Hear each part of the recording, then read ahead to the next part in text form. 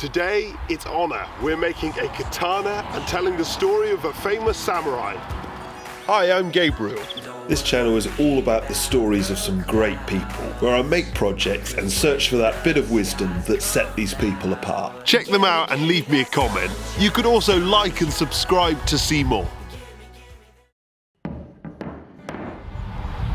More than 1,000 years ago, in Japan, out of ordinary farming clans, a movement of warriors arose, and they were called the samurai. Starting out simply to defend themselves and their farms from injustice, they developed armor, weapons, skill, and even a culture. They were bound together by strength and loyalty, and the samurai rose in strength, power, and consequence. They were unstoppable against armies that outnumbered them even 4-1, until the 12th century, the Brotherhood became the ruling power in Japan and the inspiration to school children everywhere, even today. But why were they so successful?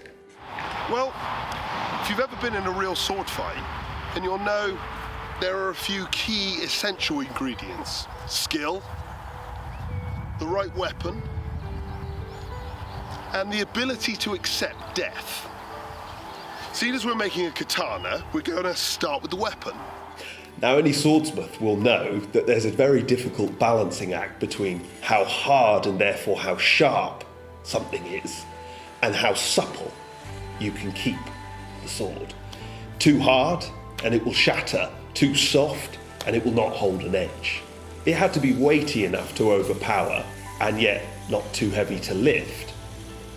The samurai's weapon is their soul, and they had worked out something that we hadn't, and anybody who's made a katana will remember it.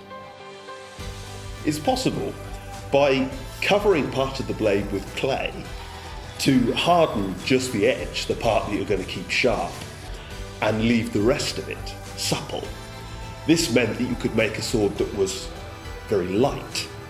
If you put a samurai with a katana up against a normal soldier with a broadsword, it's got this massive heavy thing swinging it about. These were light and fast and still incredibly sharp. They were by far the superior weapon. This is sort of replicating that. We've got the ebony in the center, which is super hard, and then a softer wood that surrounds it. So you get the suppleness of the bulk of the sword, and yet you've still got all the edge-holding hardness of the ebony, which, you know, you could fracture, you could chip, but it will hold an edge perfectly. Torii Mototada was a samurai of unsurpassed skill. Born in 1539, he fought as a high-ranking feudal lord under Tokugawa, the military leader of Japan. Torii commanded great respect and was loved by Tokugawa, and had famously attacked an army of 10,000 with just 2,000 of his own and won. But his final acts began when he and Tokugawa were warned that an army of 40,000 hardened battle warriors were on their way to Fushimi Castle. Woefully outnumbered and defenseless, they had time to flee, but were likely to be overtaken. They needed time to regroup their forces and plan in order to defeat their army. Torii decided that he and 2,000 warriors would remain at Fushimi Castle to face the 40,000 strong army.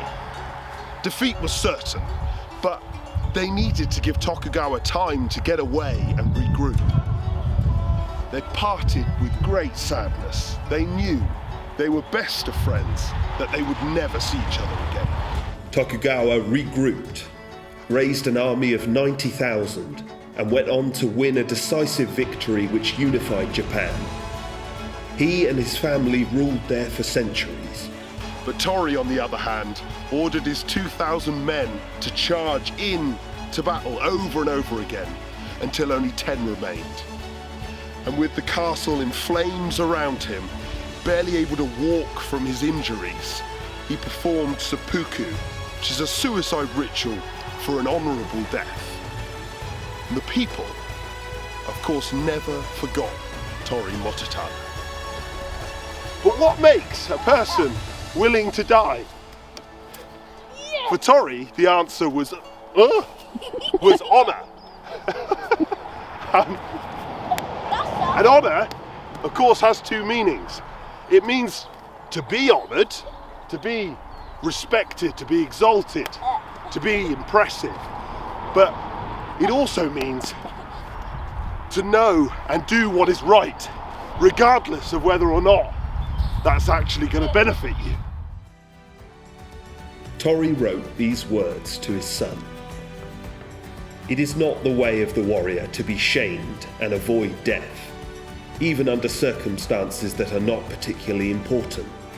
It goes without saying that to sacrifice one's life for the sake of his master is an unchanging principle.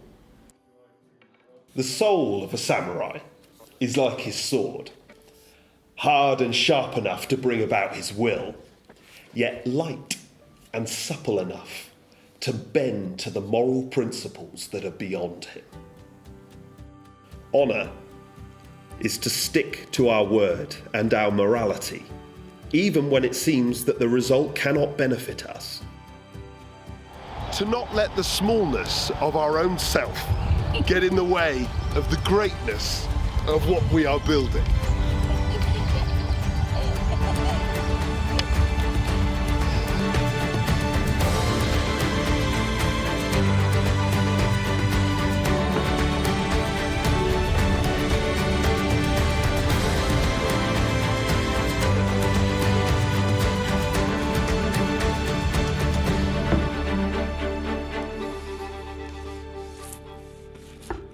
Look at that for a car.